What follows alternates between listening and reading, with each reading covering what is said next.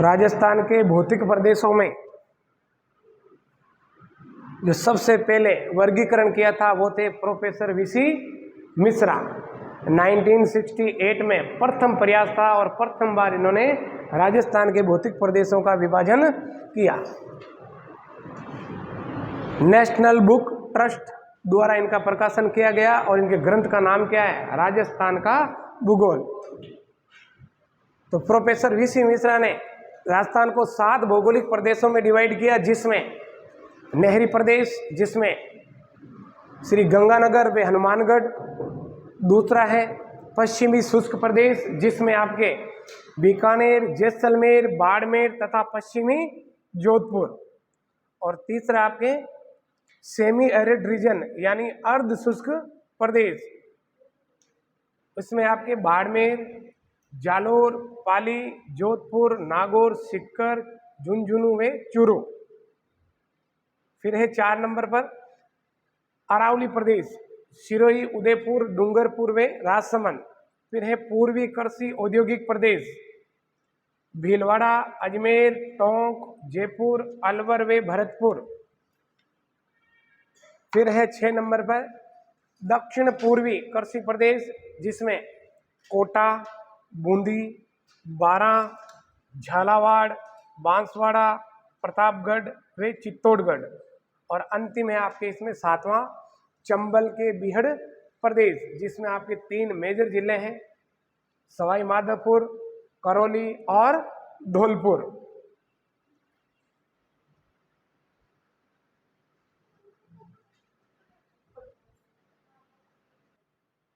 राजस्थान के भौतिक प्रदेशों का जब निर्धारण किया गया प्रोफेसर वीसी मिश्रा द्वारा, तो एक ध्यान रखना, इनके ग्रंथ का नाम क्या था?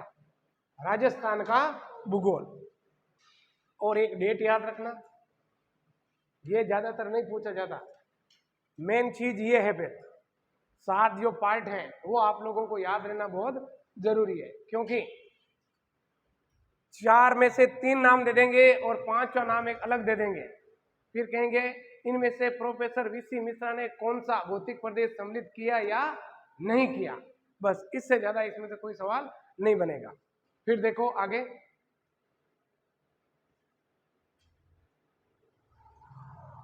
इसका सेन का लिख लो। वीसी मिश्रा के बाद 1968 में दूसरा प्रयास किया था किसने? एसके सेन ने, जिसने राजस्थान को 3 भौतिक विभाजों में विभाजित किया।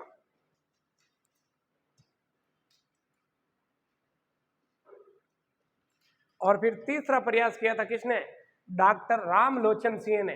यहां थोड़ा जगह रखना है ना, इसमें नाम लिखा दूंगा, 2 मेजर कौन से हैं और 4 उप विभाग कौन से हैं, मेन इनमें से पूछा जाता है, लघु का नहीं पूछते।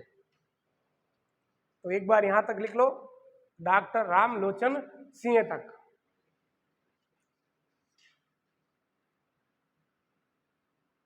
रामलोचन सिंह में आप लोग लिखना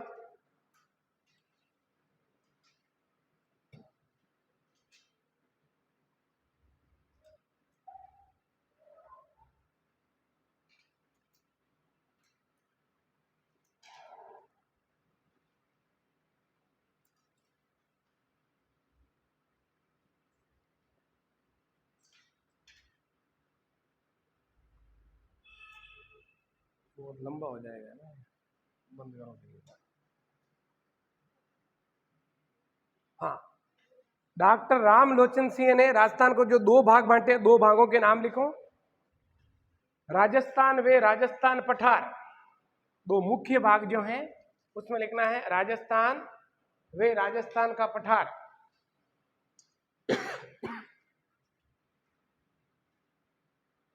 और 4 उप विभागों में आपको लिखना है मरुस्थल, राजस्थान बांगर, मरुस्थल, राजस्थान बांगर, अरावली, अरावली पठार, अरावली पठार है पूरा, ठीक है ना। मरुस्थल, राजस्थान बांगर, अरावली पठार वे चंबल बेसिन,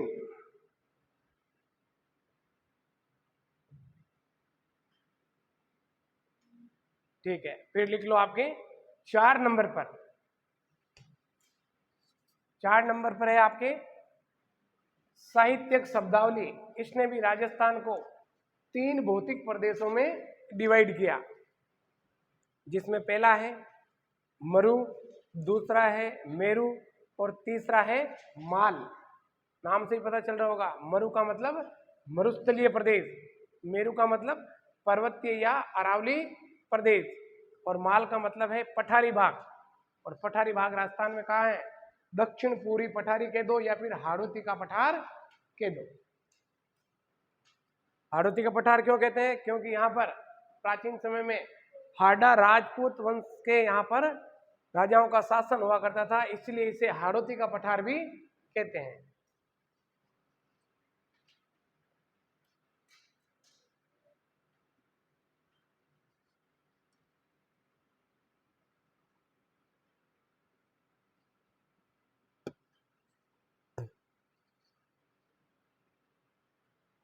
फिर 5वां प्रयास था अंतिम, डॉक्टर हरिमोहन सक्सेना का। ग्रंथ का नाम याद रखना, राजस्थान का प्रादेशिक भूगोल, रीजनल ज्योग्राफी ऑफ राजस्थान। 1994 में ये बुक प्रकाशित हुई थी, जिन्होंने क्या किया था? राजस्थान को धरातल, जलवायु, नदी बेसिन आदि को आधार मानकर राजस्थान को 4 भागों में विभाजित किया। नाम याद रखना, वापस बोल देता हूं। धरातलीय यानी लैंड सरफेस, क्लाइमेट और नदी बेसिन को आधार माना था, यानी 3 फैक्ट माने थे इन्होंने। कौन कौन से?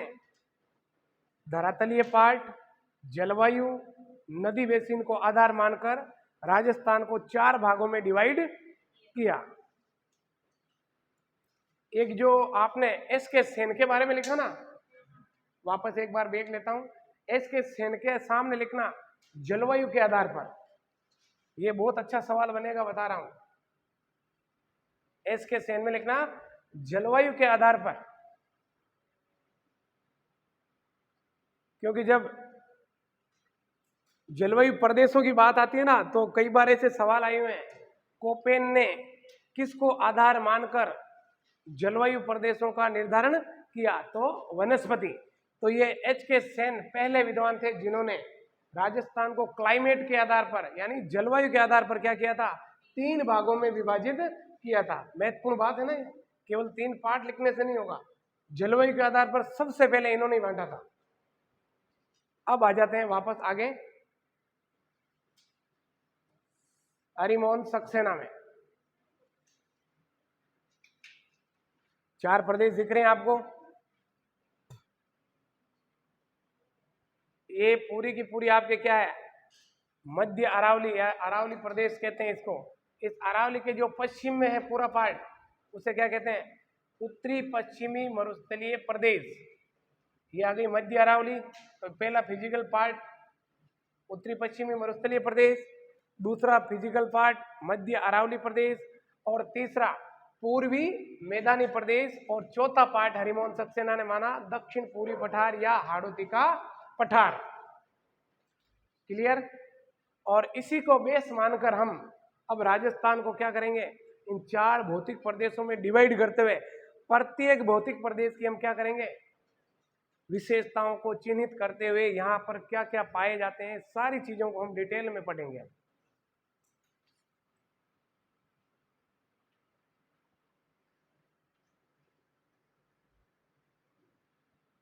ये लिखने की आवश्यकता नहीं है वापस, क्योंकि हमने डिटेल में लिख लिया है इसको डेट वाइज।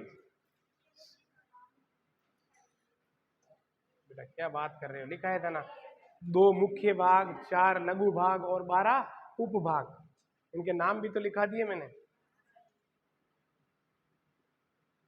अब देखो, सबसे पहला हेडिंग देके लिख लेना उत्तरी पश्चिमी मरुस्थलीय प्रदेश। एक बार लिखना नहीं है, समझा देता हूं।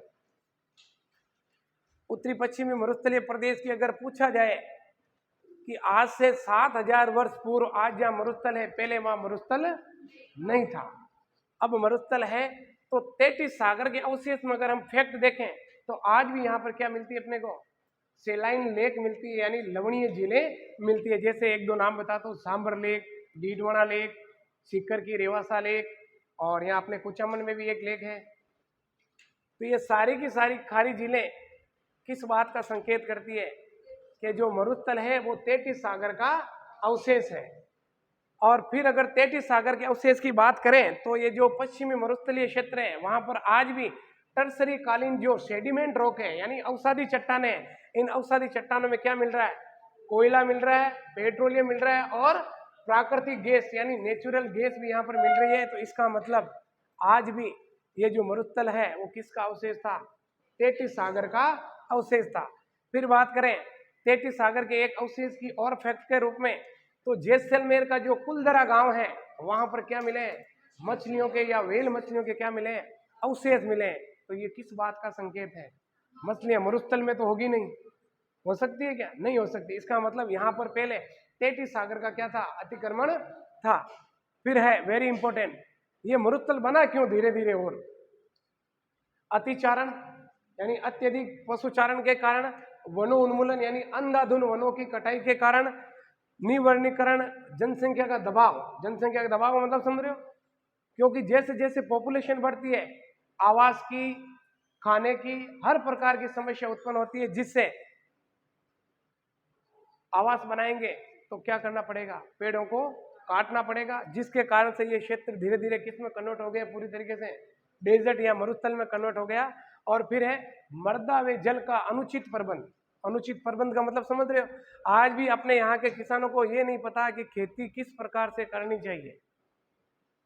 जैसे मृदा में वो क्या करते हैं? बार बार सिंचाई करते रहे और वर्ष में ज्यादातर 2 या 3 फसलें लेने की सोचते हैं। तो बार बार सिंचाई करने के कारण मैंने एक बार एक प्रोसेस बताई थी, केपलिंग प्रोसेस, जिसे हम केसिका क्रिया कहते हैं। मृदा के शीर्ष स्तर से ये लवणीय पदार्थ ऊपर की ओर आकर मृदा के ए लेयर में जमा हो जाते हैं, जिसे हम रे या कलर की समस्या कहते हैं। और फिर है जल का अनुचित प्रबंध। अपने यहाँ पर आज भी जल का क्या है? उचित प्रबंधन नहीं है। ज्यादातर आप वहाँ पंजाब हरियाणा क्षेत्र में जाके देखो, वहाँ ड्रॉप सिस्टम से क्या की जा रही है? सिंचाई की जा रही है। अपने यहाँ जल का इतना अत्यधिक दोहन किया गया कि अंडरग्राउंड वाटर का जो लेवल है वो लगभग समाप्त हो गया। और पश्चिमी राजस्थान पूरा किस में आ गया? अब डार्क जोन में आ गया। ध्यान रखना, पानी है ही नहीं नीचे। तो इसके कारण धीरे धीरे ये क्या होता गया? ये मरुस्थल बनता गया। अगर पूछिए आपसे कि राजस्थान में मरुस्थल बनने का प्रमुख कारण है, तो ये सारे क्या है? प्रमुख कारण है। ध्यान रखना, एक इसमें दे देगा कोई दूसरा, फिर कहेगा प्रमुख कारण नहीं है, तो आपको उस फैक्ट को भी ध्यान रखना है।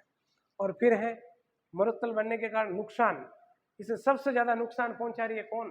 पवन या हवा, क्योंकि वनस्पति है नहीं, तेज हवाएं चलती हैं और तेज हवाओं के साथ जो बारीक मृदा के जो कण होते हैं वो एक स्थान से दूसरे स्थान पर डिपॉजिट होते रहते हैं। जैसे हमने बात की थी बालू का स्तूप में किसकी? बरखान की। सर्वाधिक गतिशील या स्थानांतरणशील बालू का स्तूप किसे कहते हैं? बरखान को कहते हैं। और ये सर्वाधिक कहाँ पाए जाते हैं? शेखावटी क्षेत्र में पाए जाते हैं। ये लो, अब लिखो इसे।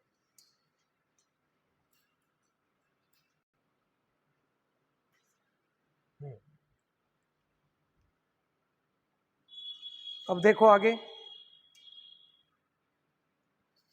सर सिरिल फॉब्स व बेलेन फोर्ड के अनुसार टर्सरी के दो या सेनेजोइक के दो, या फिर इसे हम क्या कह सकते हैं? तृतीयक महाकल्प तक थार का मरुस्थल क्या था? समुद्र या तैतीस सागर के नीचे था।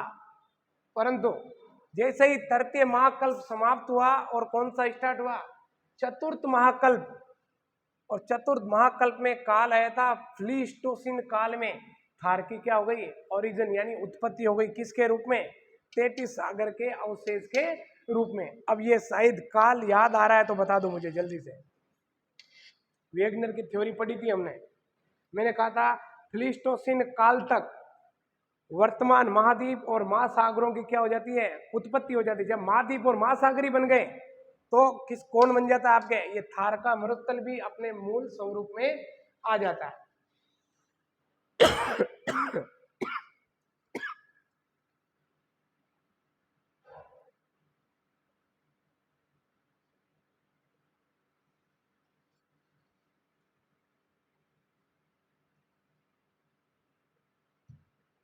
फिर ले रहे हम कुछ विद्वानों ने इन्हें मरुस्थलीय प्रदेश को अलग अलग नामों से पुकारा है, जिसमें डॉक्टर ईश्वरी प्रसाद और डॉक्टर ईश्वरी प्रसाद ने मरुस्थलीय प्रदेश को क्या कहा है?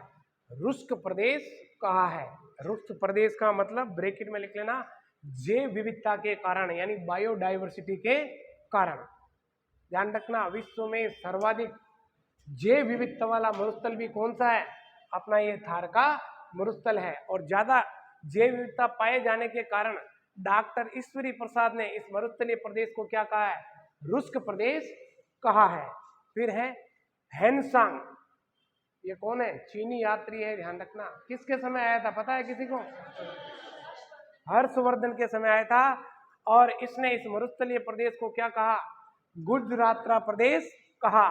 फिर देखो मेन सबसे महत्वपूर्ण बात, थार का जो मरुस्थल है अपना उत्तरी पश्चिमी मरुस्थल, ग्रेट पेलियो आर्कटिक अफ्रीका का क्या है? पूर्वी भाग है।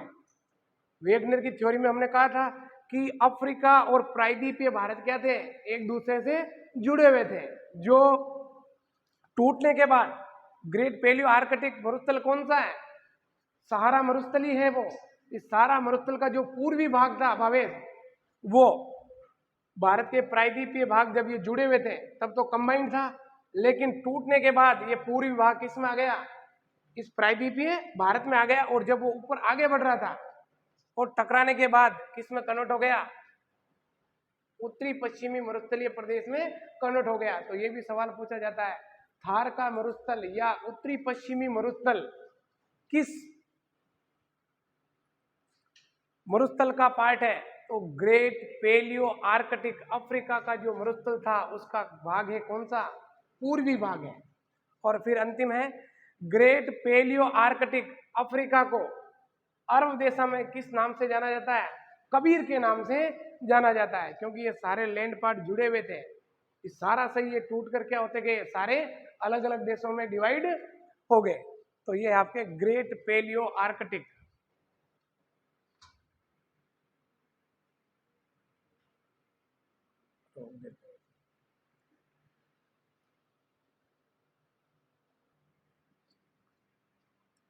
उत्तरी पश्चिमी मरुस्थलीय प्रदेश में जिसे हम थार कहते हैं, और थार पहले किसका हिस्सा था? अफ्रीका के ग्रेट पेलियो आर्कटिक का। तो अफ्रीका में इस मरुस्थल को यानी रेतीले मरुस्थल को, जहां पूरी तरीके से क्या पाई जाती है? बालू मृदा पाई जाती है, उसे अफ्रीका में क्या कहते हैं? इर्ग कहते हैं। और थार का कुछ पार्ट कहाँ है? पाकिस्तान में भी है। पाकिस्तान में इस मरुस्थल को क्या कहते हैं? चोलिस्तान या चेलिस्तान कहते हैं। और तुर्किस्तान में इसे क्या कहते हैं? कोर्डम। और लीबिया में विस्तर में सीटर। और राजस्थान में अपनी स्थानीय भाषा में क्या कहते हैं? थली कहते हैं। और थली वाला पार्ट भी ज्यादातर कहाँ है? गंगानगर का दक्षिणी भाग प्लस सरदार शेर प्लस बीकानेर। और सरदार शेर आ जाता है किसमें? चूरू में आ जाता है। लिखो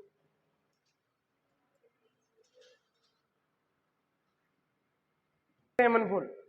थार के मरुस्थल में फैक्चुअल रूप में बात करें, थार का मरुस्थल विश्व का सबसे क्या है? युवा मरुस्थल है, क्योंकि ये कब बना? प्लीस्टोसीन काल में बना, चतुर्थ महाकल्प में। फिर बात करें, थार का मरुस्थल विश्व में क्या रखता है? सर्वाधिक पॉपुलेशन वाला यानी सर्वाधिक जनसंख्या रखने वाला मरुस्थल है।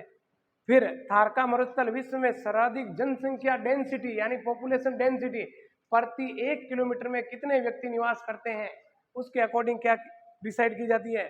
जनसंख्या घनत्व डिसाइड की जाती है। तो जल्दी से बता दो, अपने जैसलमेर का जनसंख्या घनत्व कितना है?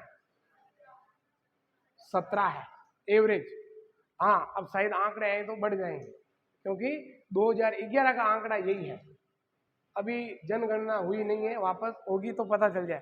फिर बात करें, थार का मरुस्थल विश्व में सर्वाधिक बायोडाइवर्सिटी यानी जैव विविधता रखने वाला भी मरुस्थल है, इसीलिए डॉक्टर ईश्वरी प्रसाद ने इसे क्या कहा? रुष्क प्रदेश कहा। फिर है थार का मरुस्थल विश्व में क्षेत्रफल के अकॉर्डिंग कितना बड़ा मरुस्थल है? 17वें स्थान पर आता है ये अपना मरुस्थल। विश्व में जितने भी मरुस्थल हैं उनमें 17वां स्थान आता है क्षेत्रफल की दृष्टिकोण से। फिर है थार का मरुस्थल विश्व में उपोष्णता की दृष्टि से 9वां बड़ा मरुस्थल है। ये अच्छा क्वेश्चन है, ध्यान रखना। एक उष्णता होती है यानी अत्यधिक गर्म, उष्ण से हम ऊपर चलते हैं तो क्या आता है उपोष्ण, यानी थोड़ा ठंडा, उसके अकॉर्डिंग। फिर है थार का मरुस्थल विश्व में सबसे धनी है। धनी का मतलब हर प्रकार के, जैसे अभी हमने बात की थी, कोयला भी मिल रहा है, प्राकृतिक गैस भी मिल रही है और पेट्रोलियम भी मिल रहा है। तो खनिज संसाधन की दृष्टि से ये विश्व में क्या है, सबसे धनी है। फिर बात करें थार का मरुस्थल विश्व में पावर हाउस या पावर प्लेनेट कहते हैं। क्यों? क्योंकि यहाँ परंपरागत और गैर परंपरागत दोनों ही प्रकार के संसाधन मिल रहे हैं ऊर्जा के रूप में। फिर है थार का मरुस्थल। थार के मरुस्थल को हम क्या करते हैं, विश्व में दो भागों में बनता है थार का मरुस्थल, शुष्क और अर्ध शुष्क, यानी एरिड और सेमी एरिड। फिर बात करते हैं थार का मरुस्थल। थार के मरुस्थल में जो गर्म हवा चलती है उसे लू कहते हैं, और सबको पता है, ये लिखने की जरूरत नहीं है। फिर है थार का मरुस्थल भारत में क्या बनाता है, लो प्रेशर बेल्ट बनाता है, जो भारत के मानसून के लिए क्या माना जाता है, उपयोगी माना जाता है। यानी अगर थार का मरुस्थल भारत में नहीं होता, सॉरी राजस्थान में नहीं होता, तो शायद ही भारत की जलवायु मानसूनी जलवायु होती, नहीं होती अगर मरुस्थल ही नहीं होता तो। क्योंकि ये ट्रिगर पावर बनाता है कौन, थार का मरुस्थल। ठीक है, बना लो, बंद कर दो इसे। अप डाउन, हाँ। फिर ये मरुस्थल के बारे में कुछ विशेष महत्वपूर्ण फैक्ट है। मरुस्थल का प्रवेश द्वार किसे कहते हैं, जोधपुर को। और ध्यान रखना, एक क्वेश्चन अच्छा बन रहा है यहाँ पर, सर्वाधिक सौर ऊर्जा संभावना वाला जिला भी कौन सा है, जोधपुर ही है। भरला नाम सुना होगा, वहां पर बहुत बड़ा प्रोजेक्ट लगा हुआ है सौर ऊर्जा का। फिर अगर केंद्र की बात करें कि मरुस्थल का केंद्र कौन है राजस्थान में, तो भी जोधपुर। लेकिन अगर पूछ ले मरुस्थल का सिंह द्वार कौन सा है, उसे कहते हैं शेखावटी को।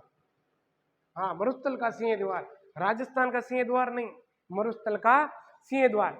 ये शेखावटी नाम दिया था किसने, WN नॉर्डन ने, शायद ये पहले लिखा दिया मैंने। और शेखावटी, सिक्कर, चूरू, झुंझुनू, अब दो और इंक्लूड हो जाएंगे, एक नीम का थाना भी आ जाएगा, और आ जाएगा कौन, सुजानगढ़ भी। क्योंकि सुजानगढ़ पहले किस में था, चूरू में था। तो ये दो आप पहले से ही जोड़ देना इसमें, नीम का थाना और सुजानगढ़। ये सम्मिलित जिलों को क्या कहेंगे अब हम, शेखावटी कहेंगे।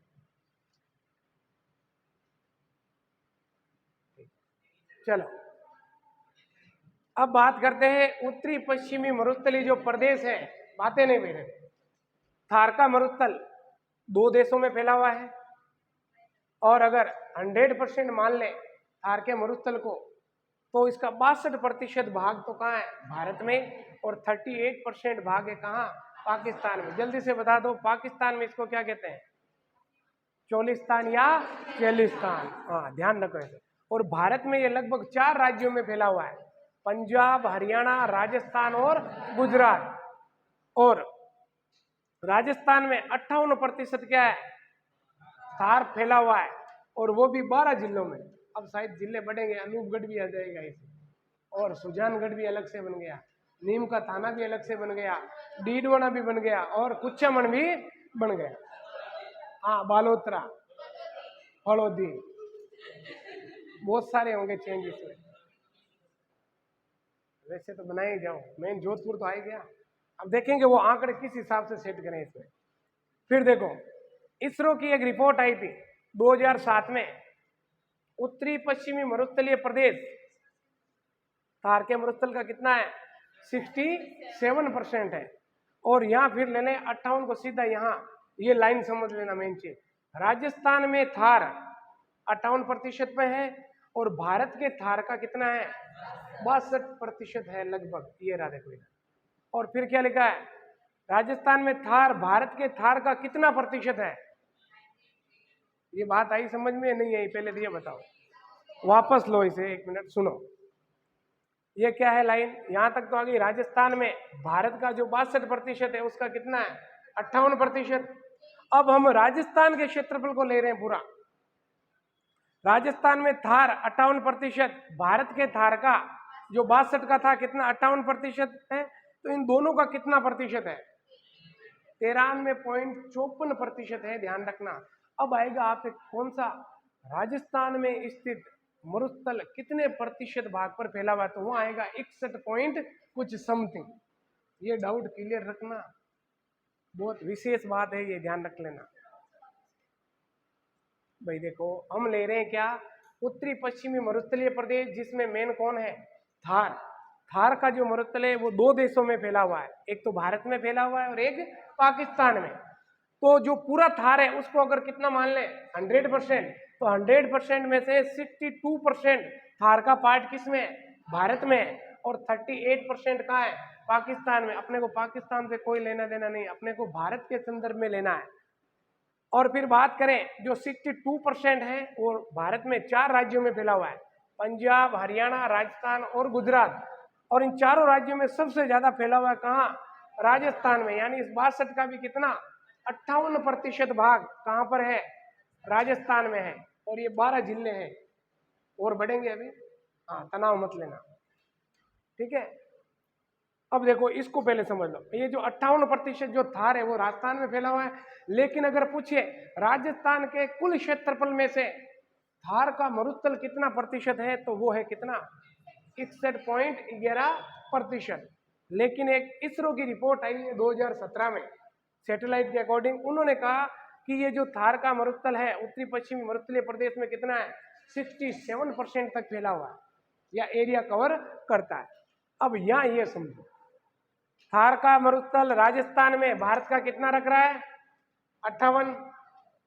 जो भारत के थार का 62% का कितना प्रतिशत है, 93.54% है।